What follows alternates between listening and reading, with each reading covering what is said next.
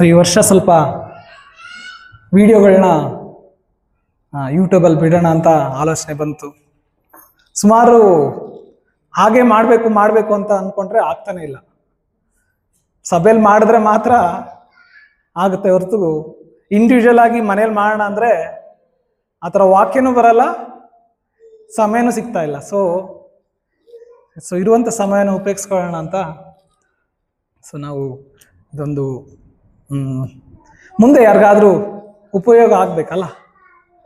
ನಮ್ಮ ಸಭೆಯವರು ವಾಕ್ಯವನ್ನು ಕೇಳ್ತಾ ಇದ್ದೀವಿ, ಅದರಿಂದ ಒಂದು ನಾವು ದೇವರ ಹತ್ತಿರಕ್ಕೆ ನಡೀತಾ ಇದ್ದೀವಿ. ಅದರ ಹಾಗೆ ಇನ್ನು ಅನೇಕರಿಗೆ ವಾಕ್ಯದ ಅವಶ್ಯಕತೆ ಇದೆ.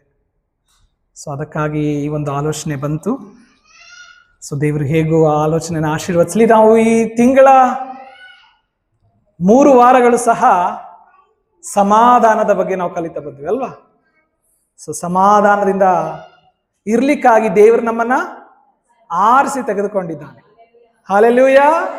ಸೊ ಆತನ ಸಮಾಧಾನದಿಂದ ಇರುವುದಕ್ಕಾಗಿ ನಮ್ಮನ್ನ ಆರಿಸ್ಕೊಂಡಿದ್ದಾನೆ. ಸೊ ನಾವು ಮೊದಲನೇ ವಾರದಲ್ಲಿ ಕಲಿತಾ ಬಂದ್ವಿ, ಏನು ಸಮಾಧಾನದಿಂದ ಇರಬೇಕು ಅಂದ್ರೆ ನಮ್ಮ ಗಿರುವುಗಳಲ್ಲಿ ತೃಪ್ತರಾಗಿ ಜೀವಿಸೋದನ್ನ ಕಲ್ತ್ಕೊಳ್ಬೇಕು. ಎರಡನೇದಾಗಿ ನಾವು ಕಲ್ತ್ಕೊಳ್ತಾ ಬಂದ್ವಿ, ಏನು ನಮ್ಮ ಜೀವಿತದ ಉದ್ದೇಶ ಅರ್ಥ ಮಾಡ್ಕೊಳ್ಬೇಕು. ನಮ್ಮನ್ನ ದೇವರು ಯಾತಕ್ಕಾಗಿ ಆರಿಸ್ಕೊಂಡಿದ್ದಾನೆ ಅನ್ನೋದು ಅರ್ಥ ಆದ್ರೆ ನಮ್ಮ ಜೀವಿತದಲ್ಲಿ ಸಮಾಧಾನ ನಮ್ಮನ್ನ ಆಳ್ತದೆ. ಸೊ ಮೂರನೇದಾಗಿ ಕಲ್ತ್ಕೊಳ್ತಾ ಬಂದ್ವಿ, ನಮ್ಮ ಹೃದಯಗಳನ್ನ ಕಹಿ ಭಾವನೆಯಿಂದ ದೂರ ಇಡಬೇಕು. ಸೊ ಅನೇಕ ಸಾರಿ ಆ ಕಹಿ ಭಾವನೆ ನಮ್ಮನ್ನ ಅಸಮಾಧಾನಕ್ಕೆ ನಡೆಸ್ತದೆ, ಕೋಪಕ್ಕೆ ನಡೆಸ್ತದೆ, ಅಶಾಂತಿಗೆ ನಡೆಸ್ತದೆ. ನಮ್ಮ ಹೃದಯಗಳನ್ನ ಕಹಿ ಭಾವನೆಯಿಂದ ನಾವು ದೂರ ಇಡಬೇಕು ಅಂತ ನಾವು ಕಲ್ತ್ಕೊಂಡ್ವಿ. ಸೊ ಕೊನೆಯದಾಗಿ ನಾವು ಕಲಿಯೋಣ. ಇನ್ನೂ ಅನೇಕ ಅಂಶಗಳಿದೆ ಸಮಾಧಾನದಿರಬೇಕು ಅಂತ, ಆದ್ರೆ ನಾನು ಆರಿಸ್ಕೊಂಡಂಥದ್ದು ಕೆಲವು ಅಂಶಗಳು ಮಾತ್ರ. ಅದರಲ್ಲಿ ಕೊನೆಯದಾಗಿ ನಾವು ನೋಡೋಣ. ಇವತ್ತಿನ ಒಂದು ಧ್ಯಾನಕ್ಕಾಗಿ ಸಮಾಧಾನವನ್ನು ಹೊಂದಬೇಕು ಅಂದ್ರೆ ನಾವೇನ್ ಮಾಡ್ಬೇಕು ಅಂದ್ರೆ, ಮಾರ್ಗದ ಮೇಲೆ ಮನಸ್ಸಿಡದೆ ಗುರಿಯ ಕಡೆಗೆ ಮನಸ್ಸಿಡುವವರಾಗಿರಬೇಕು. Hallelujah. Focus on the goal, not on the path. ನಾವು ಮಾರ್ಗದ ಮೇಲೆ ಮನಸ್ಸಿಡದೆ ಗುರಿಯ ಮೇಲೆ ಮನಸ್ಸಿಡಬೇಕು. ಸೊ ನಮ್ಮ ಜೀವಿತ ಏನಾಗುತ್ತೆ ಅಂದ್ರೆ, ನಾವೆಲ್ಲ ಹೋಗ್ಬೇಕಾಗಿರುತ್ತೆ ಅನ್ಕೊಳ್ಳಿ. ಒಂದು ಒಳ್ಳೆ ಸ್ಥಳಕ್ಕೆ ಹೋಗ್ಬೇಕು, ಅಲ್ಲೇ ನಾವು ನೆಲೆಸ್ತೀವಿ, ಆದ್ರೆ ರೋಡ್ ಚೆನ್ನಾಗಿಲ್ಲ. ಇನ್ನೊಂದು ಕೆಟ್ಟ ಸ್ಥಳಕ್ಕೆ ಹೋಗ್ಬೇಕು, ಅಲ್ಲಿ ನಾವು ನೆಲೆಸ್ಬೋದು, ರೋಡ್ ಚೆನ್ನಾಗಿದೆ. ಸೊ ಒಂದು ಒಳ್ಳೆ ಸ್ಥಳ, ಒಂದು ಒಳ್ಳೆ ಸ್ಥಳದಲ್ಲಿ ನೀವು ನಿತ್ಯ ನಿರಂತರಕ್ಕೂ ಜೀವಿಸ್ಬೇಕು. ಇನ್ನೊಂದು ಕೆಟ್ಟ ಸ್ಥಳ ಇದೆ, ಅಲ್ಲಿ ನಿತ್ಯ ನಿರಂತರಕ್ಕೂ ಜೀವಿಸ್ಬೇಕು. ನೀವು ಆರಿಸ್ಕೋಬೇಕೀಗ. ಒಳ್ಳೆ ಸ್ಥಳಕ್ಕೆ ಹೋಗೋಕೆ ರೋಡ್ ಚೆನ್ನಾಗಿಲ್ಲ, ಕೆಟ್ಟ ಸ್ಥಳಕ್ಕೆ ಹೋಗೋಕೆ ರೋಡ್ ಚೆನ್ನಾಗಿದೆ. ಯಾವ ರೋಡ್ ಚೆನ್ನಾಗಿದೆ? ಯಾವ ಸ್ಥಳನ ಆರಿಸ್ಕೊಳ್ತೀರಾ? ಒಳ್ಳೆ ಸ್ಥಳ ಆರಿಸ್ಕೊಳ್ತೀವಲ್ವಾ? ಯಾಕೆ? ದಾರಿ ಹೆಂಗಾದ್ರೂ ಇರ್ಲಿ ಅಪ್ಪ, ಹೋಗಿ ತಲುಪಿಬಿಟ್ರೆ ಯಾವಾಗ್ಲೂ ಒಳ್ಳೆ ಸ್ಥಳದಲ್ಲಿ ನಾವು ಜೀವಿಸ್ಬೋದಲ್ವಾ. ಬರೀ ಬುದ್ಧಿ ಇಲ್ದೇ ಇರೋರು ಮಾತ್ರ ಓಕೆ ರೋಡ್ ಚೆನ್ನಾಗಿದೆಯಲ್ಲ ಅಂತ ಹೋಗಿ ಪಾತಾಳಕ್ಕೆ ಬಿದ್ಕೋಬಹುದು. ಸೊ ನಮ್ಮ ಜೀವಿತದಲ್ಲಿ ನಾವು ಎಷ್ಟು ಆ ಒಂದು ಜ್ಞಾನ ಉಳ್ಳವರಾಗಿ ತೀರ್ಮಾನಗಳನ್ನ ತಗೊಳ್ತೀವಲ್ವಾ. ಓಕೆ, ಒಳ್ಳೆ ಸ್ಥಳ ಮುಖ್ಯ, ಅದು ಮುಖ್ಯ, ಕಷ್ಟ ಆದ್ರೂ ಪರವಾಗಿಲ್ಲ, ಅಲ್ಲಿ ಹೋಗಿ ಜೀವಿಸುವಂತ ಒಂದು ಅವಕಾಶ ಸಿಗುತ್ತೆ ಅಂತ. ಸೊ ಅದೇ ರೀತಿಯಲ್ಲಿ ನಾವು ಆತ್ಮೀಕವಾಗಿ ನಾವು ನೋಡುವಾಗ ಸ್ವಾಮಿ ವಾಕ್ಯ ತಿಳಿಸ್ತಾ ಇದೆ, ನಾವು ಹೋಗುವಂತ ದಾರಿ ಇಕ್ಕಟ್ಟಾದ ಮಾರ್ಗದಲ್ಲಿ ನಡೆದು ಹೋಗ್ರಿ ಅಂತ ವಾಕ್ಯ ತಿಳಿಸ್ತಾ ಇದೆ. 2 ದಾರಿ ಉಂಟು. ಒಂದು ದಾರಿ, ಒಂದು ಅಗಲವಾದ ಮಾರ್ಗ, ಇನ್ನೊಂದು ಇಕ್ಕಟ್ಟಾದ ಮಾರ್ಗ. ಇಕ್ಕಟ್ಟಾದ ಮಾರ್ಗದಲ್ಲಿ ಹೋಗುವಂತವ್ರು ಸ್ವಲ್ಪ ಜನ, ಅಗಲವಾದ ಮಾರ್ಗದಲ್ಲಿ ಹೋಗುವಂತವ್ರು ಬಹು ಜನ. ಆದ್ರೆ ಅಗಲವಾದ ಮಾರ್ಗದ ಅಂತ್ಯ ಯಾವುದು? ನರಕ. ಇಕ್ಕಟ್ಟಾದ ಮಾರ್ಗದಲ್ಲಿ ಹೋಗುವ ಅಂತ್ಯ ಯಾವುದು? ನಿತ್ಯ ಜೀವ. ಹಲ್ಲೆಲೂಯಾ. ಯಾವ್ದನ್ನ ಆರಿಸ್ಕೋಬೇಕು ನಾವು ಇವಾಗ? ಇಕ್ಕಟ್ಟಾದ ಮಾರ್ಗವನ್ನು ಆರಿಸ್ಕೊಂಡ್ರು ಪರವಾಗಿಲ್ಲ. ಈ ಲೋಕದಲ್ಲಿ, ಮುಂದಿನ ಲೋಕದಲ್ಲಿ ನಿತ್ಯ ಜೀವವನ್ನ ದೇವರು ನಮಗೆ ಕೊಡ್ಲಿಕ್ಕಿದ್ದಾನೆ. ಹಲ್ಲೆಲೂಯಾ. ಇವತ್ತು ಯಾವಾಗ ನಮ್ಮ ಜೀವಿತದಲ್ಲಿ ಸಮಾಧಾನ ಬರುತ್ತೆ ಅಂದ್ರೆ, ನಾವು ದಾರಿಯನ್ನ ಗಮನಿಸದೆ ಗುರಿಯನ್ನ ಗಮನಿಸಿದಾಗ. ಹಲ್ಲೆಲೂಯಾ. ನಮ್ಮ ದಾರಿ ಹೇಗಾರು ಇರ್ಲಿಯಪ್ಪ, ಒಬ್ಬ ಐಶ್ವರ್ಯವಂತನಾಗಿ ಹುಟ್ಟಿ ಬದುಕಿ ಸತ್ತೋದ್ನು, ಒಬ್ಬ ಬಡವನಾಗಿ ಹುಟ್ಟಿ ಬದುಕಿ ಸತ್ತೋದ್ನು, ಇಬ್ಬರಿಗೂ ಅಂತ್ಯ ಮಣ್ಣೆ ಅಲ್ವಾ. ಆದ್ರೆ ನಮ್ಮ ಕೈಯಲ್ಲಿ ಇನ್ನೊಂದು ಅವಕಾಶವನ್ನ ದೇವರು ಕೊಟ್ಟಿದ್ದಾನೆ. ನೀನು ಹೇಗಾರು ಹುಟ್ಟಪ್ಪ, ಆದ್ರೆ ನೀನು ಸಾಯುವಾಗ ನನ್ನ ಮಗನಾಗಿ ಸಾಯ್ಲಿಕ್ಕೆ ನಿನಗೆ ಅವಕಾಶ ಉಂಟು. ಹಲ್ಲೆಲೂಯಾ. ಆ ಒಂದು ಅವಕಾಶವನ್ನ ನಾವೇ ಪಡ್ಕೊಳ್ಬೇಕು ಪ್ರಿಯರೇ. ವಾಕ್ಯ ತಿಳಿಸ್ತದೆ, ಯಾರ್ಯಾರು ಆತನನ್ನು ಅಂಗೀಕರಿಸಿದ್ರು, ಯಾರನ್ನ?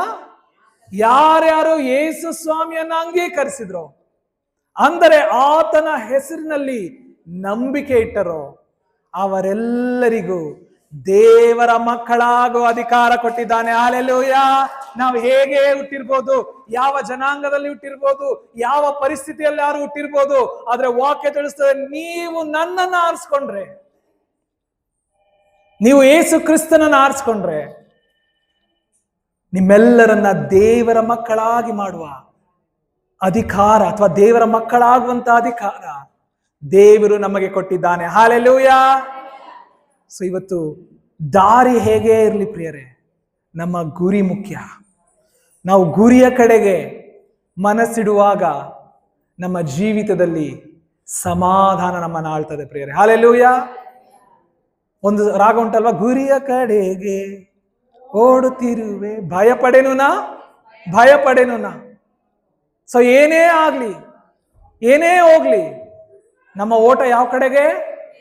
ಗುರಿಯ ಕಡೆಗೆ ಓಡ್ಬೇಕು. ಹಲ್ಲೆಲೂಯಾ. ಸೊ ಇವತ್ತು ಗುರಿಯನ್ನ ಕಾಣದೆ ಜನರು ಅತ್ತಿತ್ತ ಅಳಿತಾ ಇದ್ದಾರೆ. ಅವರ ಜೀವಿತದ ಗುರಿ, ಅವರ ಜೀವಿತದ ಒಂದು ಎಲ್ಲಿಗೆ ಹೋಗ್ಬೇಕು ಅಂತ ಗೊತ್ತಿಲ್ಲದೆ ಕೆಲವರು ಹಣದಿಂದ ಹೋಗ್ತಾರೆ, ಕೆಲವರು ಹೆಣ್ಣು ಹೊನ್ನು ಮಣ್ಣಿನ ಹಿಂದೆ ಹೋಗ್ತಾರೆ, ಕೆಲವರು ಫೇಮಸ್ ಆಗ್ಬೇಕು ಅಂತ ಪ್ರಯತ್ನ ಪಡ್ತಾರೆ. ಇವಾಗ ನೋಡ್ತಾ ಇದೀವಲ್ವಾ ವಿಡಿಯೋದಲ್ಲಿ, ಎಷ್ಟೋ ಟಿಕ್ಟಾಕ್ ಮಾಡಕ್ ಹೋಗಿ ಎಷ್ಟೋ ಜನ ಪ್ರಾಣನೇ ಕಳ್ಕೊಟ್ಟಿದ್ದಾರೆ. ವಿಡಿಯೋ ಮಾಡಬೇಕು, ಫೇಮಸ್ ಆಗ್ಬೇಕು, ಏನಾರು ಮಾಡ್ಲಿಕ್ಕೆ ಸಿದ್ಧ. ಯಾಕೆ? ಗುರಿ ಇಲ್ಲದಂತ ಜೀವಿತ.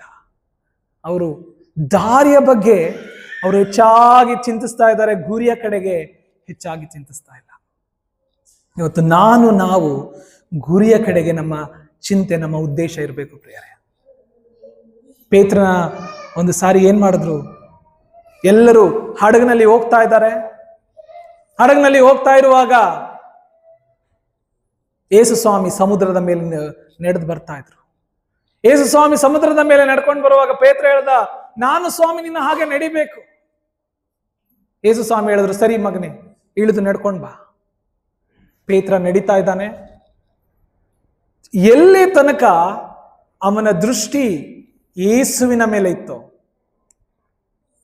ಅವನು ಸಮುದ್ರದ ಅಲೆಗಳ ಮೇಲೆ ಆತನು ನಡೆಕೊಂಡು ಹೋದ್ನು ಪ್ರಿಯರೇ.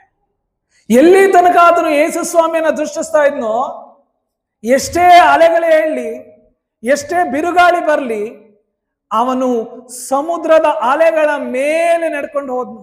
ಇವತ್ತು ನಾವು ನಮ್ಮ ಜೀವಿತದಲ್ಲಿ ನಮ್ಮ ಗುರಿ ಯೇಸುವನ್ನ ನಾವು ದೃಷ್ಟಿಸುವಾಗ, ನಮ್ಮ ಗುರಿ ಯೇಸುವಿನ ಕಡೆ ಇರುವಾಗ, ಎಷ್ಟೇ ಕಷ್ಟ ಬರಲಿ, ಎಷ್ಟೇ ಅಲೆಗಳಿರ್ಲಿ, ಎಷ್ಟೇ ಸಂಕಟ ಇರಲಿ, ನಾವು ಸಮಾಧಾನದಿಂದ ಅದರ ಮೇಲುಗಡೆ ನಡೆಯುವ ಹಾಗೆ ದೇವರು ನಮ್ಮನ್ನ ಆಶೀರ್ವದಿಸ್ತಾನೆ. ಹಲ್ಲೆಲೂಯಾ. ನಮ್ಮ ಜೀವಿತದಲ್ಲಿ ನಮ್ಮ ದೃಷ್ಟಿ ಯೇಸುವಿನ ಮೇಲೆ ಇರುವಾಗ ಎಲ್ಲ ಸನ್ನಿವೇಶದಲ್ಲೂ ದೇವರು ನಮಗೆ ಸಮಾಧಾನವನ್ನ ಆತನು ಕೊಳ್ಳಿಕ್ಕಿದ್ದಾನೆ ಪ್ರಿಯರೇ. ವಾಕ್ಯ ತಿಳಿಸ್ತದೆ, ಆತನು ಯೇಸುವನ್ನ ದೃಷ್ಟಿಸ್ತಾ ಇದ್ದಾನೆ, ಅಲೆಗಳ ಮೇಲೆ ನಡೀತಾ ಇದ್ದಾನೆ. ಸ್ವಲ್ಪ ದೂರ ಹೋದ್ನು, ತಕ್ಷಣವೇ ಅವನು ಗಾಳಿಯನ್ನ ನೋಡ್ಲಿಕ್ಕೆ ಪ್ರಾರಂಭ ಮಾಡಿದ್ನು. ಆ ಕಡೆ ಈ ಕಡೆ ಅವನ ಕಣ್ಣು ಹೋಯ್ತು. ಅವನು ನೋಡ್ತಾ ಇದ್ದಾನೆ, ಓ ಇಂಥ ದೊಡ್ಡ ಬಿರುಗಾಳಿ, ಇಂಥ ದೊಡ್ಡ ಅಲೆಗಳು, ಇದರಿಂದ ಯೇಸು ಸ್ವಾಮಿ ನನ್ನನ್ನು ರಕ್ಷಿಸಲಿಕ್ಕೆ ಸಾಧ್ಯನಾ? ಯಾವಾಗ ಅವನು ಗಾಳಿಯನ್ನ ನೋಡಿದ್ನೋ, ಅಲೆಗಳನ್ನ ನೋಡಿದ್ನೋ, ಅವನ ಸಮಾಧಾನ ಹೊರಟು ಹೋಗಿ ಅಥವಾ ಅವನ ನಂಬಿಕೆ ಕುಗ್ಗಿ ಹೋಗಿ ಅಲೆಗಳ ಮಧ್ಯದಲ್ಲಿ ಅವನು ಮುಳುಗಲಿಕ್ಕೆ ಪ್ರಾರಂಭ ಮಾಡಿದ್ನು. ನಮ್ಮ ದೃಷ್ಟಿ ಯಾವಾಗ ಯೇಸುವಿನಿಂದ ಹೊರಟಾಗಿ ಲೋಕದ ಕಡೆಗೆ ಬೀಳುತ್ತೋ, ನಮ್ಮ ದೃಷ್ಟಿ ಯಾವಾಗ ನಮ್ಮ ಗುರಿಯಿಂದ ತಪ್ಪಿ ಹೋಗಿ ಇಹಲೋಕದ ಸಮಸ್ಯೆಗಳ ಮೇಲೆ, ಇಹಲೋಕದಲ್ಲಿ ಇರುವಂತಹ ಒಂದು ಕಷ್ಟದ ಮೇಲೆ ಬೀಳುತ್ತೋ, ವಾಕ್ಯ ತಿಳಿಸ್ತದೆ ಸೈತಾನ ಅದನ್ನೇ ಕಾಯ್ತಾ ಇರ್ತಾನೆ, ಅದನ್ನೇ ಕಾಯ್ತಾ ಇರ್ತಾನೆ. ತಕ್ಷಣವೇ ಇಹಲೋಕದ ಸಮಸ್ಯೆಗಳಲ್ಲಿ ನಮ್ಮನ್ನ ಮುಳುಗಿಸಿ ಬಿಡ್ತಾನೆ ಪ್ರಿಯರೇ. ನಮಗಿರುವಂತ ಸಮಾಧಾನವನ್ನ ಅದನ್ನು ತೆಗೆದು ಹಾಕ್ತಾನೆ. ವಾಕ್ಯ ತಿಳಿಸ್ತದೆ ದಾರಿಯ ಮಗ್ಗಲಲ್ಲಿ ಬಿದ್ದ ಬೀಜವನ್ನ ಯಾರು ತಿಂದ್ರು? ಪಕ್ಷಿಗಳು ಬಂದು ತಿನ್ಬಿಟ್ರು. ನಮ್ಮ ಜೀವಿತದಲ್ಲಿ ನಾವು ದೃಷ್ಟಿಯನ್ನ, ಯೇಸು ಸ್ವಾಮಿ ಮೇಲೆ ದೃಷ್ಟಿಯನ್ನ ನಾವು ತಪ್ಪಿಸಿದಾಗ ಸೈತಾನ ಕಾಯ್ಕೊಂಡಿರ್ತಾನೆ ನಮ್ಮ ಸಮಾಧಾನವನ್ನು ತಿನ್ಲಿಕ್ಕೆ. ಸೊ ಇವತ್ತು ಕಲಿಯಬೇಕಾದಂತ ಅಂಶ ಏನಪ್ಪಾ ಅಂದ್ರೆ, ನಾವು ಸಮಾಧಾನವಾಗಿ ಜೀವಿಸಬೇಕು ಅಂದ್ರೆ ನಾವು ಗುರಿಯ ಕಡೆಗೆ ಮನಸ್ಸಿಡಬೇಕೇ ಹೊರತು ದಾರಿಯ ಬಗ್ಗೆ ಅಥವಾ ಈ ದಿನದ ಸನ್ನಿವೇಶದ ಬಗ್ಗೆ, ಈ ದಿನ ನನಗೆ ಇಷ್ಟು ಕಷ್ಟ ಆಯ್ತಲ್ಲ, ಈ ದಿನ ನಾನು ಈ ತರ ಸ್ಥಿತಿಯಲ್ಲಿ ಇದ್ದೀನಲ್ಲ ಅಂತ ಕುಗ್ಗಿ ಹೋಗುವುದರ ಬದಲು ನಮ್ಮ ಗುರಿಯನ್ನ ಆಲೋಚಿಸಿ ನಾವು ಮುಂದೆ ನಡೆದರೆ ಮಾತ್ರ ನಮ್ಮ ಜೀವಿತದಲ್ಲಿ ಸಮಾಧಾನ ಪ್ರಿಯರೇ. ಹಲ್ಲೆಲೂಯಾ. ಸೊ ವಾಕ್ಯ ತಿಳಿಸ್ತದೆ, ಇಬ್ರಿಯ 12:1-3 ಹೀಗಿದೆ.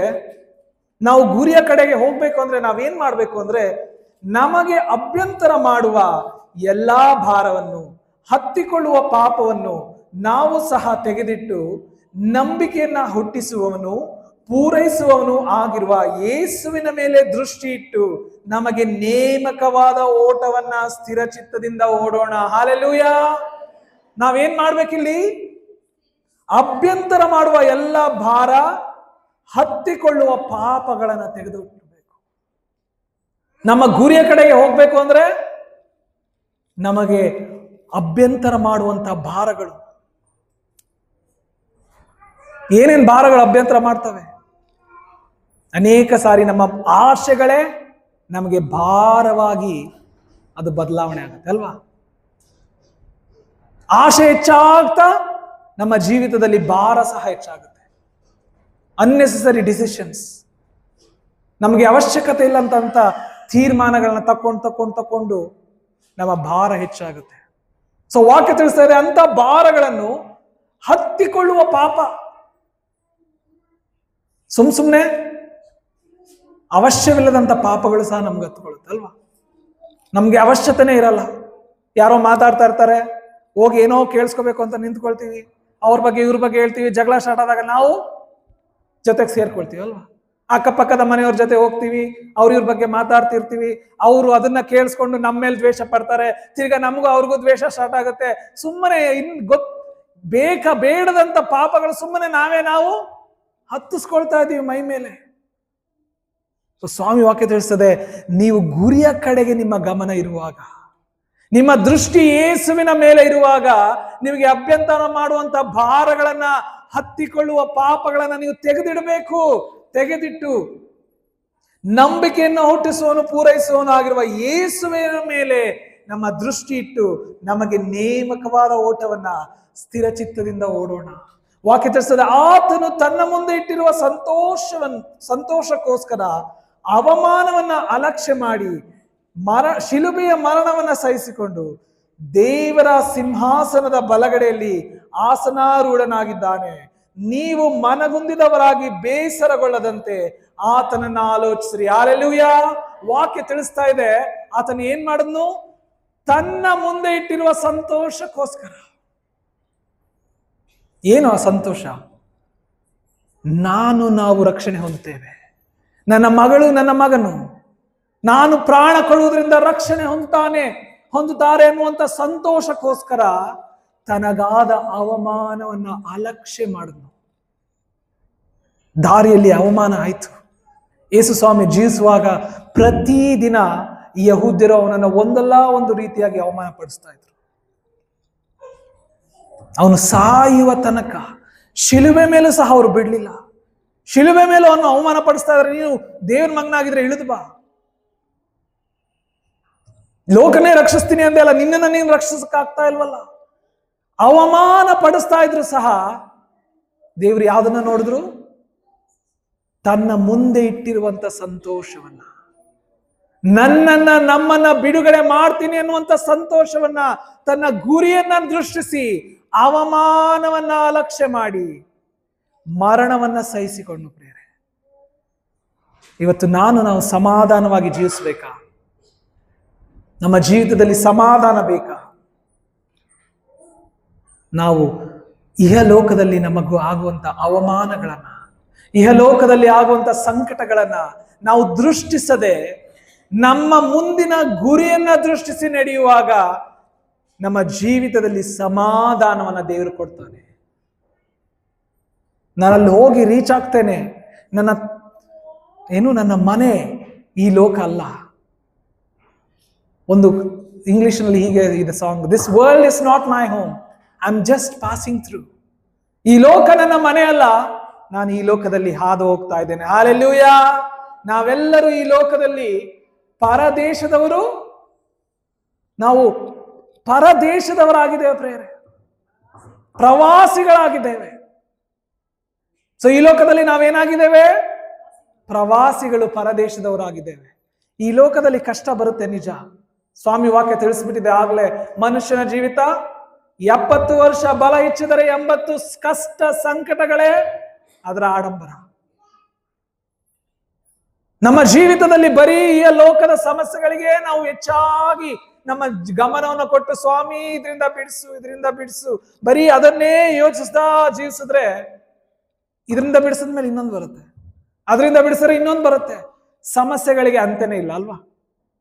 ನಾವೆಲ್ಲಿ ತನಕ ಉಸಿರಿರುತ್ತ ನಮ್ಮ ಜೀವಿತದಲ್ಲಿ, ಅಲ್ಲಿ ತನಕ ಸಮಸ್ಯೆ ಇರುತ್ತೆ.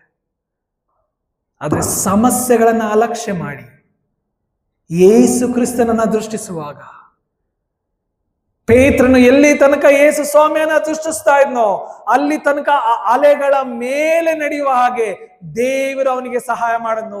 ಇವತ್ತು ನಾವು ನಮ್ಮ ಸಮಸ್ಯೆಗಳನ್ನ, ನಮ್ಮ ಕಣ್ಣೀರನ್ನೇ ಗಮನಿಸಿ ಅದಕ್ಕಾಗಿ ದುಃಖಿಸ್ತಾ, ಅಯ್ಯೋ ಜೀವನ ಹಿಂಗಾಗೋಯ್ತಲ್ಲ, ಅಯ್ಯೋ ನನಗೆ ದೇವ್ರು ಹಿಂಗ್ ಮಾಡ್ಬಿಟ್ನಲ್ಲ, ಅಯ್ಯೋ ಈ ರೀತಿಯಾದಂತ ಜೀವಿತ ನಾನು ಆರಿಸ್ಕೊಬಿಟ್ನಲ್ಲ ಅಂತ ಅದನ್ನೇ ಚಿಂತಿಸದೆ, ನಮ್ಮ ಗುರಿಯಾದ ಯೇಸು ಕ್ರಿಸ್ತನನ್ನ ಸಂಪಾದಿಸ್ಕೊಳ್ಳಿಕ್ಕೆ ಈ ಲೋಕದ ಯಾತ್ರೆಯಲ್ಲಿ ಕಲಿಯಬೇಕಾದಂತ ಎಲ್ಲ ಪಾಠಗಳನ್ನ ಕಲಿಲಿಕ್ಕೆ ನಾವು ನಮ್ಮ ಗಮನವನ್ನ ಕೊಡುವಾಗ ವಾಕ್ಯ ತಿಳಿಸ್ತದೆ, ಅಲೆಗಳ ಮೇಲೆ ಹೇಗೆ ಪೇತ್ರನನ್ನ ದೇವರು ನಡೆಯ ಮಾಡದ್ನೋ ಅದೇ ರೀತಿಯಲ್ಲಿ ನಮ್ಮನ್ನ ನಮ್ಮ ಸಮಸ್ಯೆಗಳ ಮೇಲೆ ನಡೆಯ ಮಾಡಲಿಕ್ಕೆ ಆತನು ಶಕ್ತನಾಗಿದ್ದಾನೆ. ಹಲ್ಲೆಲೂಯಾ.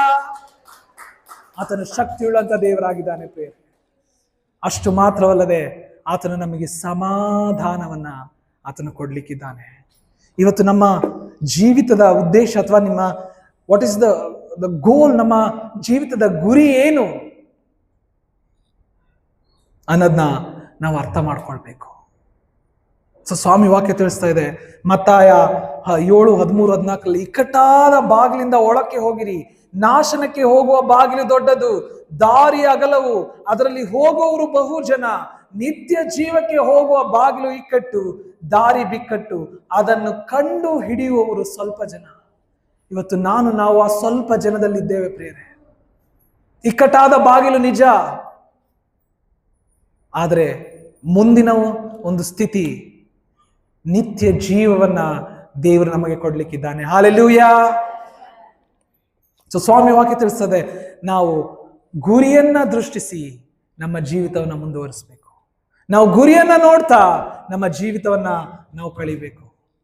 ಏನಾಗುತ್ತೆ ನಾವು ಗುರಿಯನ್ನ ನೋಡುವಾಗ, ನಮ್ಮ ಜೀವಿತದಲ್ಲಿ ದೇವರು ನಮಗಾಗಿ ಇಟ್ಟಿರುವಂತಹ ಒಂದು ಗುರಿಯನ್ನ ನಾವು ನೋಡುವಾಗ ಏನಾಗುತ್ತೆ? ವಾಕ್ಯ ತಿಳಿಸ್ತದೆ, focus on the goal helps you to get motivated.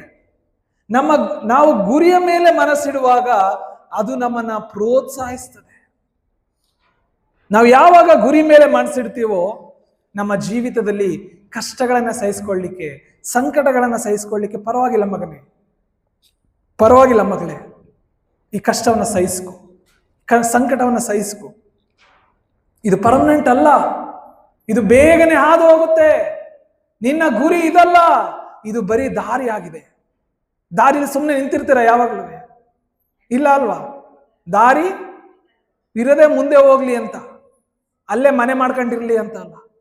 ನಮ್ಮ ಸಂಕಟ, ನಮ್ಮ ಕಣ್ಣೀರು ಎಲ್ಲ ಮುಗಿದು ಹೋಗುವಂಥದ್ದಾಗಿದೆ ಪ್ರಿಯರೇ. ನಮ್ಮ ಗುರಿ ಅದು ಉನ್ನತವಾದಂಥ ಗುರಿಯಾಗಿದೆ. ಸೊ ನಾವು ಆ ರೀತಿಯಾಗಿ ಯೋಚಿಸುವಾಗ ನಮ್ಮನ್ನು ಅದು ಪ್ರೋತ್ಸಾಹ ಪಡಿಸ್ತದೆ. ಪೌಲನು ಸಹ ಅನೇಕ ಕಷ್ಟಗಳನ್ನ ಈ ಲೋಕದಲ್ಲಿ ಅವನು ಜೀವಿಸುವಾಗ ಅನುಭವಿಸಿದ ಅಂತ ಕಷ್ಟಗಳ ಮಧ್ಯದಲ್ಲಿ ಪೌಲನು ಬರೀತಾನೆ. 1 ಕೊರಿಂಥ 2:9-10 ನಾನು ಓದ್ತೀನಿ, ಕೇಳಿಸ್ಕೊಳ್ಳಿ. ದೇವರು ತನ್ನನ್ನ ಪ್ರೀತಿಸೋರಿಗಾಗಿ ಇಲ್ಲ, ಒಂದು ನಿಮಿಷ. ರೋಮ 2:7-8 ಯಾರು ಪ್ರಭಾವ ಮಾನ ನಿರ್ಲಯತ್ವಗಳನ್ನು ಹೊಂದಬೇಕೆಂದು ಒಳ್ಳೆಯದನ್ನು ಬೇಸರಗೊಳ್ಳದೆ ಮಾಡುತ್ತಾರೋ ಅವರಿಗೆ ನಿತ್ಯ ಜೀವವನ್ನ ಕೊಡುವಂತವನಾಗಿದ್ದಾನೆ. ಹಲ್ಲೆಲೂಯಾ. ಸೊ ಸ್ವಾಮಿ, ನಾವು ವಾಕ್ಯ ತಿಳಿಸ್ತಾ ಇದ್ರೆ ನಮ್ಮ ಗುರಿ ಅಥವಾ ನಮ್ಮ ಜೀವಿತದ ಉದ್ದೇಶ ಪ್ರಭಾವ ಮಾನ ನಿರ್ಲಯತ್ವವನ್ನ ನಾವು ಹೊಂದಬೇಕಂತ ದೇವರು ನಮ್ಮನ್ನು ಆರಿಸ್ಕೊಂಡಿದ್ದಾನೆ. ನಮ್ಮ ಗುರಿ ಏನಾಗಿದೆ? ದೇವರು ನಮಗೆ ಪ್ರಭಾವವನ್ನ, ಮಾನವನ್ನ, ನಿರ್ಲಯತ್ವವನ್ನ ಆತನು ಕೊಡ್ತಾನೆ. ಅದಕ್ಕಾಗಿ ನಾವು ನಡಿಬೇಕು ಅನ್ನೋದು ನಮ್ಮ ಗುರಿಯಾಗಿದೆ. ಹಾಗಾದ್ರೆ ನಾವೇನ್ ಮಾಡ್ಬೇಕು? ಒಳ್ಳೆಯದನ್ನ ಬೇಸರಗೊಳ್ಳದೆ ಮಾಡ್ಬೇಕು. ಅವರಿಗೆ ಮಾತ್ರ ನಿತ್ಯ ಜೀವವನ್ನ ಕೊಡ್ತಾನೆ. ಸ್ವಾಮಿ ವಾಕ್ಯ ತಿಳಿಸ್ತದೆ ಮುಂದೆ, ಯಾರು ಸ್ವಇಚ್ಛೆಯಿಂದ ಅನ್ಯಾಯವನ್ನ ಅನುಸರಿಸ್ತಾರೋ ಅವರಿಗೆ ಕೋಪ ರೌದ್ರಗಳು ಬರ್ತವೆ. ಸೊ ನಮ್ಮ ಜೀವಿತದ ಗುರಿಯನ್ನ ನಾವು ಅರ್ಥ ಮಾಡ್ಕೊಳ್ಳಿಲ್ಲ ಅಂದ್ರೆ ಸ್ವಇಚ್ಛೆಯಿಂದ ನಾವು ನಡ್ಕೊಳ್ತೇವೆ. ನಮ್ಗೇನ್ ಬೇಕು ಮನಸ್ಸಿಗೆ ಬಂದಂತ ಮಾರ್ಗದಲ್ಲಿ ನಡೀತೇವೆ. ಏನನ್ಸುತ್ತೋ ಆಗ ನಡ್ಕೊಳ್ತಾರೆ ಜನ ಅಲ್ವಾ? ತಮ್ಮ ದೇಹದ ಸುಖಕ್ಕಾಗಿ ಎಲ್ಲವನ್ನ ಮಾಡ್ತಾರೆ. ಆದ್ರೆ ವಾಕ್ಯ ತಿಳಿಸ್ತದೆ ಅವರ ಅಂತ್ಯ ಕೋಪ ರೌದ್ರಗಳು.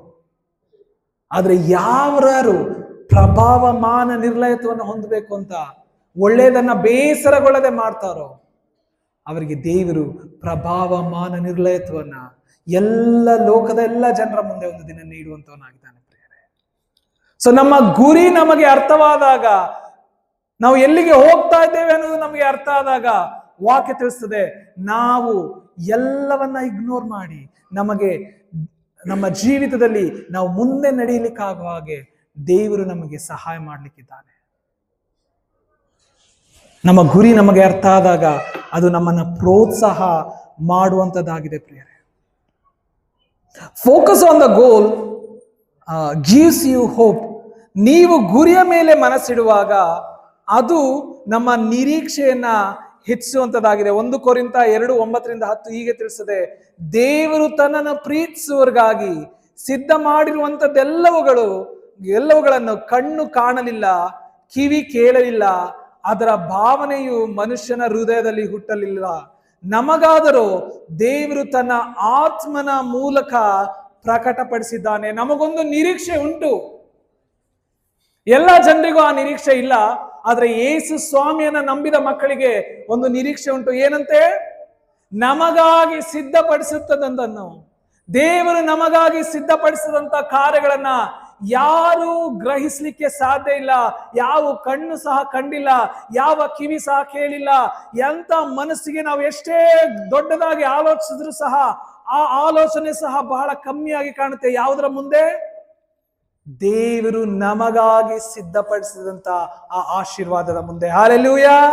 ಇವತ್ತು ನಮ್ಮನ್ನ ಆಶೀರ್ವಾದ ಹೊಂದ್ಕೊಳ್ಳಿಕ್ಕಾಗಿ ದೇವರು ಕರೆದಿದ್ದಾನೆ ಪ್ರಿಯರೇ. ಆ ಆಶೀರ್ವಾದವನ್ನ ಪಡ್ಕೊಳ್ಳಿಕ್ಕಾಗಿ ದೇವರು ನಮ್ಮನ್ನ ಕರೆದಿದ್ದಾನೆ.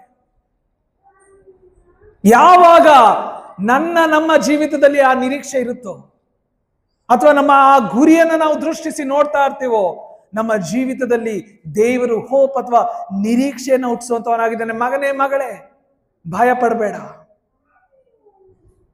ನೀನ್ ಭಯ ಪಡಬೇಡ. ನಿನಗಾಗಿ ನಾನಿಟ್ಟಿದ್ದೇನೆ. ನಿನಗಾಗಿ ತೀರಲಾರದಂತ ಸಂಪತ್ತನ್ನ ನಾನಿಟ್ಟಿದ್ದೇನೆ. ಈ ಲೋಕದ ಸಂಪತ್ತನ್ನು ಅನುಭವಿಸ್ಲಿಕ್ಕೆ 70 ವರ್ಷ ಸಾಕು. ಪರಲೋಕದ ಸಂಪತ್ತನ್ನು ಅನುಭವಿಸ್ಲಿಕ್ಕೆ ನಿತ್ಯ ಜೀವವೇ ಬೇಕು. ಹಲ್ಲೆಲೂಯಾ. ಅದಕ್ಕಾಗಿ ಸ್ವಾಮಿ ನಿತ್ಯ ಜೀವವನ್ನು ನಮಗೆ ಕೊಟ್ಟಿದ್ದಾನೆ. ಯಾಕೆ? ಅಲ್ಲಿ ತೀರಲಾರದ ಸಂಪತ್ತನ್ನು ನಮಗಾಗಿ ಇಟ್ಟಿದ್ದಾನೆ ಪ್ರಿಯರೇ. ನಮ್ಮ ಜೀವಿತ ಗುರಿಯನ್ನ ದೃಷ್ಟಿಸುವವರಾಗಿ ನಾವು ಮುಂದೆ ನಡಿಬೇಕು. ಇವತ್ತು ಜನರು ಕೇವಲ ನಶ್ವರವಾದದಕ್ಕಾಗಿ ಚಿಂತಿಸ್ತಾ ಇದ್ದಾರೆ. ಎಷ್ಟು ಸಂಪಾದಿಸ್ಕೊಂಡ್ರು ಸಾಲ್ತಾ ಇಲ್ಲ, ಎಷ್ಟು ಗಳಿಸ್ಕೊಂಡ್ರು ಸಾಲ್ತಾ ಇಲ್ಲ. ಏನೇ ಜೀವಿತದಲ್ಲಿದ್ರೂ ಸಮಸ್ಯೆಗಳು ಕಾಡ್ತಾನೇ ಇದೆ ಅವ್ರಿಗೆ. ಈ ಲೋಕದಲ್ಲಿ ಯಾರು ಸಹ ಸಮಾಧಾನವಾಗಿಲ್ಲ ಪ್ರಿಯರೇ, ಆದರೆ ಆತನ ಮಕ್ಕಳು ಮಾತ್ರ ಸಮಾಧಾನದಿಂದ ಆತನು ಜೀವಿಸ್ತಾ ಇದ್ದಾರೆ. ಹಲ್ಲೆಲೂಯಾ. ಯಾಕೆಂದ್ರೆ ಆತನು ಸಮಾಧಾನದ ಪ್ರಭುವಾಗಿದ್ದಾನೆ. ಇವತ್ತು ನಮ್ಮನ್ನ ಸಮಾಧಾನಕ್ಕಾಗಿ ಆತನು ನಡೆಸಲಿಕ್ಕೆ ಆತನು ಹೇಳ್ತಾ ಇದ್ದಾನೆ, ಮಗನೇ ಮಗಳೇ, ನೀವು ನನ್ನ ಮೇಲೆ ದೃಷ್ಟಿ ಇಡ್ರಿ, ಗುರಿಯ ಮೇಲೆ ದೃಷ್ಟಿ ಇಡ್ರಿ. ಲೋಕವನ್ನ ನೀವು ದೃಷ್ಟಿಸುವಾಗ ನೀವು ಸೋತು ಹೋಗ್ತೀರಾ. ಲೋಕವನ್ನ ನೀವು ನೋಡಿದ್ರೆ ನೀವು ಬಿತ್ತು ಹೋಗ್ತೀರಾ. ಯಾವಾಗ ನೀವು ನನ್ನನ್ನ ನೋಡಿ ನಡೆಯುವಂತವರಾಗಿರ್ತೀರೋ, ಈ ಲೋಕದ ಕಷ್ಟಗಳು ನಿಮಗೆ ಸರಳವಾಗಿ ಕಾಣ್ತವೆ. ಹಲ್ಲೆಲೂಯಾ. ಪೌಲನು ಬರೀತಾನೆ, ಆತನನ್ನ ಸಂಪಾದಿಸಿಕೊಳ್ಳೋದಕ್ಕೋಸ್ಕರ ನಾನು ಎಲ್ಲವನ್ನ ಕಸವೆಂದು ಎಣಿಸ್ತಾ ಇದ್ದೇನೆ. ಕ್ರಿಸ್ತ ಯೇಸುವನನ್ನ ಅರಿಯುವುದೇ ಅತಿ ಶ್ರೇಷ್ಠವಾದಂತ ಭಾಗ್ಯ ಎಂದು ತಿಳಿದು ನಾನು ಲೋಕದ ಎಲ್ಲ ವಿಷಯಗಳನ್ನ ನಾನು ಕಸವೆಂದು ಎಣಿಸ್ತಾ ಇದ್ದೇನೆ. ಇವತ್ತು ನಮ್ಮಲ್ಲಿ ದೇವರು ಒಂದು ಆಲೋಚನೆ ಇಟ್ಟಿದ್ದಾನೆ. ಏನಪ್ಪಾ ಅಂದ್ರೆ, ಮಗನೇ ಮಗಳೇ, ನೀವು ಗುರಿಯ ಕಡೆಗೆ ನಿಮ್ಮ ಮನಸ್ಸಿರಲಿ. ನೀವು ದಾರಿಯನ್ನ ನೋಡಿ ನಡಿಬೇಡ್ರಿ, ಆದ್ರೆ ಗುರಿಯನ್ನ ನೋಡಿ ನಡೀರಿ.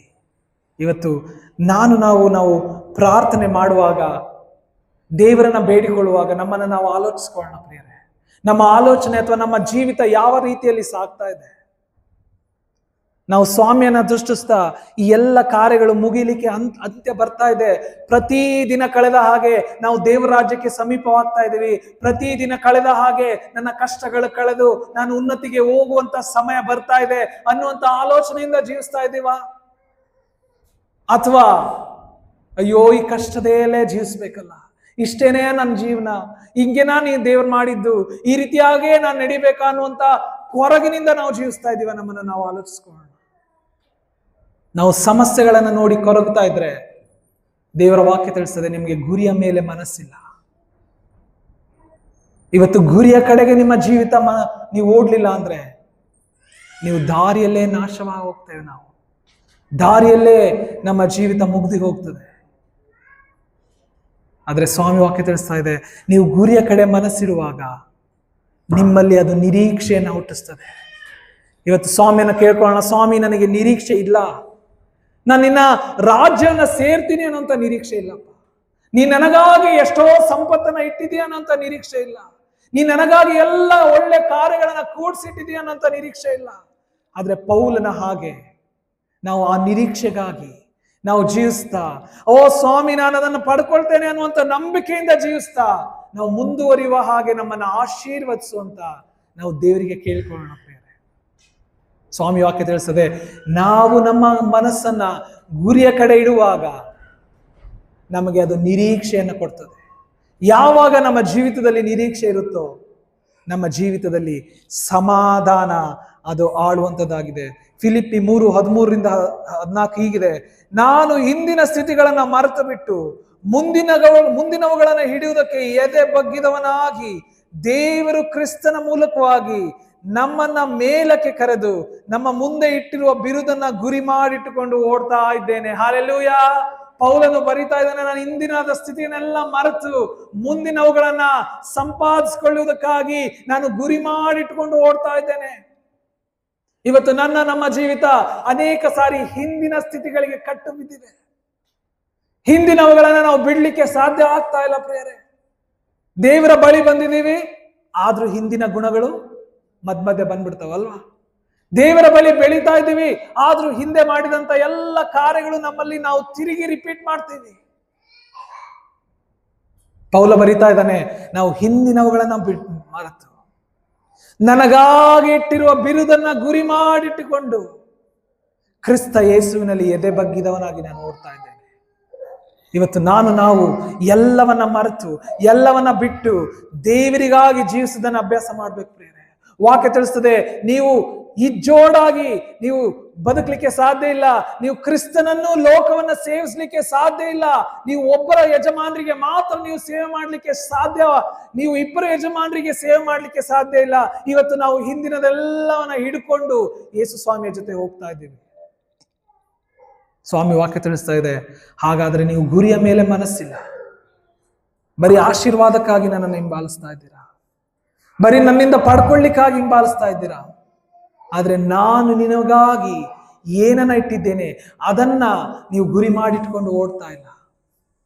ಹಾಗೆ ನಾವು ಓಡ್ಲಿಲ್ಲ ಅಂದ್ರೆ ನಮ್ಮ ಜೀವಿತದಲ್ಲಿ ಇವತ್ತು ಸಮಾಧಾನ ಇರುವುದಿಲ್ಲ ಪ್ರಿಯರೇ. ನಾವು ಎಷ್ಟೇ ಸಮಾಧಾನಕ್ಕಾಗಿ ಬಯಸಿದ್ರು, ಎಷ್ಟೇ ಸಮಾಧಾನ ಬೇಕು ಅಂತ ಬಯಸಿದ್ರು ನಮಗೆ ಸಮಾಧಾನ ಸಿಕ್ಕುವುದಿಲ್ಲ. ಯಾಕೆ? ನಮ್ಮ ಗುರಿ ಬೇರೆ ಆಗಿದೆ. ನಾವು ಹಿಂದಿನವುಗಳನ್ನೇ ನಾವು ಹಿಡ್ಕೊಂಡು ನಾವು ಜೀವಿಸ್ತಾ ಇದ್ದೇವೆ. ನಮ್ಮನ್ನು ನಾವು ಎಚ್ಚರಿಸಿಕೊಳ್ಳೋಣ. ಸ್ವಾಮಿ ವಾಕ್ಯ ತಿಳಿಸ್ತಾ ಇದೆ, ನೀವು ಗುರಿಯ ಮೇಲೆ ಮನಸ್ಸಿಡುವಾಗ ಅದು ನಿಮಗೆ ನಿರೀಕ್ಷೆಯನ್ನ ಉಂಟು ಮಾಡುವಂಥದ್ದಾಗಿದೆ. ಕೊನೆಯದಾಗಿ ನಾವು ನೋಡುವ, focus on the goal gives you strength. ನೀವು ಗುರಿಯ ಮೇಲೆ ಮನಸ್ಸಿಡುವಾಗ ಅದು ನಿಮಗೆ ಆತ್ಮೀಕ ಬಲವನ್ನ ಕೊಡುವಂಥದ್ದಾಗಿದೆ. ಹಾಲೆಲೂಯಾ. ಇವತ್ತು ನಮ್ಮ ಜೀವಿತದಲ್ಲಿ ಸಮಸ್ಯೆಗಳನ್ನ ಎದುರಿಸಲಿಕ್ಕೆ ಬಲ ಬೇಕು. ನಮಗೆ ಬಲ ಇಲ್ಲದಂತ ಜೀವಿತ. ಯಾವಾಗ ಬಲಹೀನರಾಗ್ತೀವೋ ಪ್ರತಿಯೊಂದೊಂದು ಚಿಕ್ಕ ಚಿಕ್ಕ ಸಮಸ್ಯೆ ಸಹ ದೊಡ್ಡದಾಗಿ ಕಾಣುತ್ತೆ. ಯಾವಾಗ ನಾವು ಬಲಹೀನರಾಗ್ತೀವೋ ಜನರು ಹೇಳಿದಂತ ಎಲ್ಲ ಮಾತುಗಳು ನಮ್ಮಲ್ಲಿ ಕಾರ್ಯ ಮಾಡ್ತಾರೆ. ಯಾವಾಗ ಬಲಹೀನರಾಗ್ತೀವೋ ಸೈತಾನ ಬೇಗನೆ ನಮ್ಮನ್ನ ಬಂದು ಹಿಡಿದು ತನ್ನ ದಾರಿಯಲ್ಲಿ ಆತನ ನಡೆಸ್ಕೊಂಡು ಹೋಗ್ತಾನೆ. ಸೊ ಸ್ವಾಮಿ ವಾಕ್ಯ ತಿಳಿಸ್ತಾ ಇದೆ, ನೀವು ಗುರಿಯ ಮೇಲೆ ಮನಸ್ಸಿಡುವಾಗ ಅದು ನಿಮಗೆ ಬಲವನ್ನ ನೀಡ್ತದೆ. ನೀವು ಯಾವಾಗ ಗುರಿಯ ಕಡೆಗೆ ನಿಮ್ಮ ಆಲೋಚನೆ ಇಡ್ತಿರೋ ನೀವು ಇಹಲೋಕದ ಈ ಸಮಯದಲ್ಲಿ ಆಗುವಂತ ಸನ್ನಿವೇಶಗಳನ್ನ ಇಗ್ನೋರ್ ಮಾಡ್ತೀರ. ಒಬ್ಬ ವ್ಯಕ್ತಿ ಒಲಿಂಪಿಕ್ ಅಲ್ಲಿ ಓಡಿ ಗೋಲ್ಡ್ ಮೆಡಲ್ ತಗೊಳ್ಳುವಂತ ಸಾಮರ್ಥ್ಯ ಉಳ್ಳಂತ ವ್ಯಕ್ತಿ ಇನ್ನೊಂದು ವಾರ ಇದೆ ಒಲಿಂಪಿಕ್ಗೆ ಪ್ರಾಕ್ಟೀಸ್ ಮಾಡ್ತಾ ಇರ್ತಾನೆ. ಅವನ ಫ್ರೆಂಡ್ಸ್ ಎಲ್ಲ ಬಂದು, ಬಾರಪ್ಪ ಒಂದ್ ಮೂವಿಗೆ ಹೋಗಿದ್ ಬಂದ್ಬಿಡೋಣ, ಬರೀ 3 ಗಂಟೆ ತಾನೆ ಅಂದ್ರೆ ಅವನ್ ಕೇಳ್ತಾನ? ಇಲ್ಲ. ಅವನ ಉದ್ದೇಶ ಏನು? ಒಲಿಂಪಿಕ್ ಗೋಲ್ಡ್ ಮೆಡಲ್ ತಗೊಳ್ಬೇಕು ಬದಲು ಮೂವಿಗಿವಿ ಎಲ್ಲ ಆಮೇಲೆ. ಮೂವಿಗೆ ಹೋಗ್ತಾ ಇದಾರೆ ಅಂತ ದುಃಖನೂ ಆಗಲ್ಲ ಅವನಿಗೆ, ನಾನು ಹೋಗ್ಲಿಲ್ವಲ್ಲ ಅಂತ ದುಃಖ ಆಗಲ್ಲ. ಅವನ ಗುರಿ ಎಲ್ಲ ಎಲ್ಲಿರುತ್ತೆ? ಒಲಿಂಪಿಕ್ ಗೋಲ್ಡ್ ಮೆಡಲ್ ಮೇಲಿರುತ್ತೆ. ನಾವು ಯಾವಾಗ ನಮ್ಮ ದೃಷ್ಟಿ ಯೇಸು ಸ್ವಾಮಿಯ ಮೇಲೆ, ಪರಲೋಕದ ರಾಜ್ಯದ ಮೇಲೆ, ಸ್ವಾಮಿ ವಾಕ್ಯ ತಿಳಿಸ್ತದೆ, ನಿಮ್ಮ ಇಹಲೋಕದ ನಡವಳಿಕೆಯನ್ನು ಅನುಸರಿಸದೆ ನೂತನ ಮನಸ್ಸನ್ನು ಹೊಂದಿಕೊಂಡು ಪರಲೋಕ ಭಾವದವರಾಗಿರ್ರಿ, ಮೇಲಿನವುಗಳ ಮೇಲೆ ಮನಸ್ಸಿಡ್ರಿ ಅಂತ. ಯಾವಾಗ ನಮ್ಮ ಆಲೋಚನೆ ಮೇಲಿನವುಗಳ ಮೇಲೆ ಇರ್ತದ ಪ್ರಿಯರೇ, ವಾಕ್ಯ ತಿಳಿಸ್ತದೆ, ಅದು ಇಹಲೋಕದ ಸಮಸ್ಯೆಗಳನ್ನ ಎದುರಿಸಲಿಕ್ಕೆ ನಮಗೆ ಬಲವನ್ನ ಕೊಡುವಂಥದ್ದಾಗಿದೆ. ಯಾವಾಗ ನಮ್ಮ ಜೀವಿತದಲ್ಲಿ ಬಲ ಬರುತ್ತೋ, ಸಮಸ್ಯೆ ಇದ್ದಾಗಲೂ ಸಹ ದೇವರು ಸಮಾಧಾನದಲ್ಲಿ ನಮ್ಮನ್ನು ನಡೆಸ್ತಾನೆ. ವಾಕ್ಯ ತಿಳಿಸುವಂಥದ್ದಾಗಿದೆ ಅಲ್ವಾ? ಅದು ದಾಗೆಗೆ, ಈ ನೀರಿನ ಕಾಲುವೆಗಳ ಬಳಿಯಲ್ಲಿ ಬೆಳೆದಂತ ಮರ ದಾಗೆಗೆ ಭಯ ಪಡದೆ ಹಸುರಸುರಾದ ಎಲೆಗಳನ್ನ ಕ್ಷಾಮ ವರ್ಷದಲ್ಲೂ ಸಹ ನೀಡುವಂಥದ್ದಾಗಿದೆ. ಹಾಲೆಲೂಯಾ. ನಮ್ಮ ಜೀವಿತದಲ್ಲಿ ಕ್ಷಾಮ ಇದ್ರೂ ಸಹ, ದಗೆ ಇದ್ರೂ ಸಹ ವಾಕ್ಯ ತಿಳಿಸ್ತದೆ, ನಾವು ಹಸುರಸುರಾಗಿ ಚಿಗುರ್ತೇವೆ, ನಾವು ಸಮಾಧಾನದಿಂದ ಮುಂದುವರಿತೇವೆ. ಯಾಕೆಂದ್ರೆ ದೇವರು ನಮಗೆ ಶಕ್ತಿಯನ್ನ, ಅಥವಾ ದೇವರು ನಮಗೆ ಸಾಮರ್ಥ್ಯವನ್ನ, ದೇವರು ನಮಗೆ ಬಲವನ್ನ ಅನುಗ್ರಹಿಸ್ಲಿಕ್ಕಿದ್ದಾನೆ ಪ್ರಿಯರೇ. ಯಾವಾಗ ನಮ್ಮ ದೃಷ್ಟಿ ಆ ಗುರಿಯ ಕಡೆಗೆ, ಯೇಸು ಕ್ರಿಸ್ತನ ಕಡೆಗೆ, ಯೇಸು ಸ್ವಾಮಿ ನಮಗಾಗಿ ಇಟ್ಟಿರುವಂತ ಆ ಒಂದು ಬಿರುದಿನ ಕಡೆಗೆ ಇರ್ತದೋ, ನಾವು ಸಮಾಧಾನದಿಂದ ಜೀವಿಸುವ ಹಾಗೆ ದೇವರು ನಮ್ಮನ್ನ ಮಾಡುವಂತವನಾಗಿದ್ದಾನೆ. ಹಾಲೆಲೂಯಾ. ಫಿಲಿಪ್ಪಿ 4:11-12 ಹೀಗಿದೆ, ನಾನಂತೂ ಇದ್ದ ಸ್ಥಿತಿಯಲ್ಲೇ ಸಂತುಷ್ಟನಾಗಿರುವುದನ್ನು ಕಲಿತುಕೊಂಡಿದ್ದೇನೆ. ಬಡವನಾಗಿರಲು ಬಲ್ಲೆನು, ಸಮೃದ್ಧಿಯುಳ್ಳವನಾಗಿರಲು ಬಲ್ಲೆನು. ನಾನು ತೃಪ್ತನಾದರೂ, ಹಸಿದವನಾದರೂ, ಸಮೃದ್ಧಿಯುಳ್ಳವನಾದರೂ, ಕೊರತೆಯುಳ್ಳವನಾದರೂ, ಯಾವ ತರದ ಸ್ಥಿತಿಯವನಾದರೂ ಅದರ ಗುಟ್ಟು ನನಗೆ ತಿಳಿದದೆ.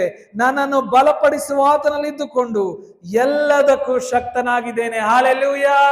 ಪೌಲನು ಬರೆಯುವಂತವನಾಗಿದ್ದಾನೆ ಪ್ರಿಯರೇ, ನಾನು ಎಂತ ಸ್ಥಿತಿಯಲ್ಲಿ ಇರಲಿ, ನಾನು ಸಂತೃಪ್ತಿ ಆಗಿರ್ಲಿ, ಅಥವಾ ನಾನು ಕೊರತೆ ಇಲ್ಲವನಾಗಿರ್ಲಿ, ಅಥವಾ ನಾನು ಬಡವನಾಗಿರ್ಲಿ, ನಾನು ಎಲ್ಲ ಸ್ಥಿತಿಯಲ್ಲೂ ಹಸಿದವನಾಗಿರಲಿ, ನಾನು ಎಲ್ಲ ಸ್ಥಿತಿಯ ಗುಟ್ಟು ನನಗೆ ಗೊತ್ತುಂಟು. ಯಾಕೆ? ಕ್ರಿಸ್ತ ಯೇಸು ನನ್ನಲ್ಲಿದ್ದುಕೊಂಡು ಬಲಪಡಿಸ್ತಾ ಇದ್ದಾನೆ. ಯಾಕೆ? ನನ್ನ ಗುರಿ ಇದಲ್ಲ, ಇದು ಬರೀ ದಾರಿ ಮಾತ್ರವಾಗಿದೆ. ಈ ದಾರಿಯಲ್ಲಿ ನಾನು ಹಾದು ಹೋಗ್ತಾ ಇದ್ದೇನೆ.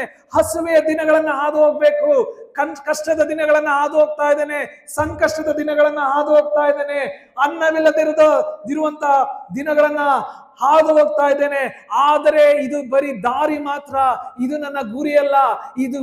ಈ ದಾರಿಯನ್ನ ನಾನು ಮುಗಿಸಿದ ಮೇಲೆ, ಈ ದಾರಿಯನ್ನು ಹಾದು ಹೋದ ಮೇಲೆ ದೇವರು ಹಸಿರು ಗಾವಲುಗಳಲ್ಲಿ ನನ್ನನ್ನು ತಂಗಿಸ್ತಾನೆ. ಹಲ್ಲೆಲೂಯಾ. ವಿಶ್ರಾಂತಿಕರವಾದ ನೀರುಗಳ ಬಳಿಗೆ ನನ್ನನ್ನು ಬರಮಾಡ್ತಾನೆ ಅನ್ನುವಂತ ನಿರೀಕ್ಷೆ, ಅನ್ನುವಂತ ಒಂದು ಗುರಿ ಅವನಿಗೆ ಗೊತ್ತಾದ್ರಿಂದ ಸ್ವಾಮಿ ವಾಕ್ಯ ತಿಳಿಸ್ತದೆ, ನಾನು ಎಲ್ಲದಕ್ಕೂ ಶಕ್ತನಾಗಿದ್ದೇನೆ. ಇವತ್ತು ನಾವು ಸ್ವಲ್ಪ ಸ್ವಲ್ಪಕ್ಕೂ ಸೋತು ಹೋದ್ರೆ ನಮ್ಮ ಜೀವಿತದಲ್ಲಿ ಗುರಿಯ ಕಡೆಗೆ ನಮಗೆ ಮನಸ್ಸಿಲ್ಲ. ಸ್ವಲ್ಪ ಸ್ವಲ್ಪಕ್ಕೂ ನಾವು ಬಿದ್ದು ಹೋಗುವಂತವರಾಗಿದ್ದಾರೆ. ನಾವು ಗುರಿಯನ್ನ ಆಲೋಚಿಸ್ತಾ ಇಲ್ಲ ಪ್ರಿಯರೇ. ಸ್ವಾಮಿ ನಮ್ಮನ್ನು ಯಾತಕ್ಕಾಗಿ ಕರೆದನು, ಯಾತಕ್ಕಾಗಿ ಆರಿಸ್ಕೊಂಡನು, ನಮ್ಮನ್ನು ನಾವು ಆಲೋಚಿಸ್ಕೊಳ್ಳೋಣ. ಸ್ವಾಮಿ ವಾಕ್ಯ ತಿಳಿಸ್ತದೆ, ನೀವು ಈ ಲೋಕದವರಲ್ಲ, ಪರಲೋಕ ಸಂಸ್ಥಾನದವರು, ನನ್ನ ರಾಯಭಾರಿಗಳು, ನನ್ನ ಮಕ್ಕಳಾಗಿ ಈ ಲೋಕದಲ್ಲಿ ಜೀವಿಸ್ತಾ ಇದ್ದೀರಾ. ನಾವು ನೆನಪಿಸ್ಕೊಳ್ಳಿಲ್ಲ ಅಂದ್ರೆ ನಾವು ಅಸಮಾಧಾನದಲ್ಲೇ ಜೀವಿಸ್ತೇವೆ ಪ್ರಿಯರೇ. ನಮ್ಮ ಜೀವಿತ ಬರೀ ಅಸಮಾಧಾನದಲ್ಲೇ ಅದು ಮುಂದುವರಿಯುವಂಥದ್ದಾಗಿದೆ. ನಮ್ಮನ್ನು ನಾವು ಆಲೋಚಿಸ್ಕೊಳ್ಳೋಣ. ಇವತ್ತು ಸ್ವಾಮಿ ನಮ್ಮನ್ನು ಎಚ್ಚರಿಸ್ತಾ ಇದ್ದಾನೆ, ಮಗನೇ ಮಗಳೇ, ನಿನ್ನ ಹೃದಯ, ನಿನ್ನ ಮನಸ್ಸು ಗುರಿಯ ಮೇಲಿರಲಿ. ಎಲ್ಲಿ ತನಕ ಗುರಿಯನ್ನ ದೃಷ್ಟಿಸಿ ನೀನು ಓಡ್ತೀಯೋ ಅಲ್ಲಿ ತನಕ ನೀನು ಅಲೆಗಳ ಮೇಲೆ ನಡೆಯುವಂತನಾಗಿದ್ದೀಯ. ಎಲ್ಲಿ ತನಕ ನಿನ್ನ ದೃಷ್ಟಿ ನನ್ನ ಮೇಲಿರ್ತದೋ ಅಲ್ಲಿ ತನಕ ಈ ಲೋಕವನ್ನು ಜಯಿಸ್ತೀಯ. ಎಲ್ಲಿ ತನಕ ನೀನು ಪರಲೋಕವನ್ನ ದೃಷ್ಟಿಸ್ತೀಯ, ಈ ಅಲೋಕದಲ್ಲ ನಷ್ಟ, ಈ ಅಲೋಕದಲ್ಲಿ ಆಗಿರುವಂತ ಕಷ್ಟ ನಿನಗೇನು ತೊಂದರೆಯನ್ನ ಅಥವಾ ನೋವನ್ನ ಉಂಟು ಮಾಡುವುದಿಲ್ಲ. ಇವತ್ತು ನಿನ್ನನ್ನು ನೀನು ಎಚ್ಚರಿಸಿಕೋ. ಈ ಲೋಕ ಕ್ಷಣಿಕ, ನಿನ್ನ ಜೀವಿತ ಕ್ಷಣಿಕ. ಇವತ್ತು ಇದ್ದು ನಾಳೆ ಒಲೆಯ ಪಾಲಾಗುವಂತ ಅಡವಿಯ ಹೂವಿನ ಹಾಗೆ ನಮ್ಮ ಜೀವಿತ ಇದೆ. ನೀರಿನ ಮೇಲಿನ ಗುಳ್ಳೆಯೋಪಾದಿಯಲ್ಲಿ ನಮ್ಮ ಜೀವಿತ ಇದೆ. ಇವತ್ತಿರ್ತಾರೆ, ನಾಳೆ ಇರಲ್ಲ. ಈ ಕ್ಷಣ ಇರ್ತಾರೆ, ಮುಂದಿನ ಕ್ಷಣ ಇರಲ್ಲ. ನಮಗೇನು, ನಮ್ಮ ಜೀವಿತ ಏನು ನಮ್ಮ ಕೈಯಲ್ಲಿಲ್ಲ ಪ್ರಿಯರೇ. ಆದ್ರೆ ಒಂದು ನಮ್ಮ ಕೈಯಲ್ಲಿದೆ, ಗುರಿಗಾಗಿ ಓಡುವಂತ ಒಂದು ಸಾಮರ್ಥ್ಯ, ಗುರಿಗಾಗಿ ಓಡುವಂತ ಒಂದು ಮನಸ್ಸು ನಮ್ಮ ಜೊತೆ ಇದ್ರೆ ಸ್ವಾಮಿ ವಾಕ್ಯ ತಿಳಿಸ್ತದೆ, ಲೋಕದ ಯಾತ್ರೆಯಲ್ಲೆಲ್ಲ ಆತನು ಸಮಾಧಾನದಿಂದಲೂ ಸಂತೃಪ್ತಿಯಿಂದಲೂ ನೆಮ್ಮದಿಯಿಂದಲೂ ನಮ್ಮನ್ನ ತುಂಬಿಸಿ ಆತನು ಮುನ್ನಡೆಸುವಂತವನಾಗಿದ್ದಾನೆ. ನಾವು ಆತನಿಗೆ ಒಪ್ಪಿಸ್ಕೊಳ್ಳೋಣ. ಸೊ ನಾವು 4 ವಿಷಯಗಳನ್ನ 4 ವಾರಗಳು ಕಳೆಯುವ ಹಾಗೆ ದೇವರು ನಮ್ಮನ್ನ ಆತನು ಅನುಗ್ರಹಿಸಿದ್ದಾನೆ. ಸೊ ತೃಪ್ತಿಯಾಗಿ ನಮಗಿರುವುಗಳಲ್ಲಿ ತೃಪ್ತರಾಗಿ ಜೀವಿಸುವುದನ್ನ ನಾವು ಕಲ್ತ್ಕೊಳ್ಬೇಕು. ದೇವರು ನಮ್ಮನ್ನ ಯಾತಕ್ಕಾಗಿ ಆರಿಸ್ಕೊಂಡು ಆ ಉದ್ದೇಶವನ್ನ ನಾವು ಕಲ್ತ್ಕೊಳ್ಬೇಕು. ಎಲ್ಲ ಕಹಿಯಾದ ಭಾವನೆಯಿಂದ ನಾವು ದೂರವಾಗಿ ಜೀವಿಸುವುದನ್ನು ಕಲಿಬೇಕು. ಹಾಗೂ ನಮ್ಮ ಹೃದಯ ಅಥವಾ ನಮ್ಮ ಮನಸ್ಸು ಗುರಿಯ ಕಡೆಗೆ ನಾವು ಇಟ್ಟು ಆ ಗುರಿಯ ಕಡೆಗೆ ನಾವು ಓಡ್ತಾ ನಾವು ಜೀವಿಸಬೇಕು. ಹಾಗೆ ಮಾಡುವುದಾದರೆ ದೇವರು ವಾಕ್ಯ ತಿಳಿಸ್ತದೆ, ಪರಲೋಕದ ಸಮಾಧಾನವು ನಮ್ಮನ್ನು ಆಳುವಂಥದ್ದಾಗಿದೆ. ಹಲ್ಲೆಲೂಯಾ. ಪರಲೋಕದ ಶಾಂತಿ ನಮ್ಮನ್ನು ಆಳುವಂಥದ್ದಾಗಿದೆ. ದೇವರು ಈ ವಾಕ್ಯಗಳನ್ನ ಆಶೀರ್ವದಿಸಲಿ. ಆಮೆನ್.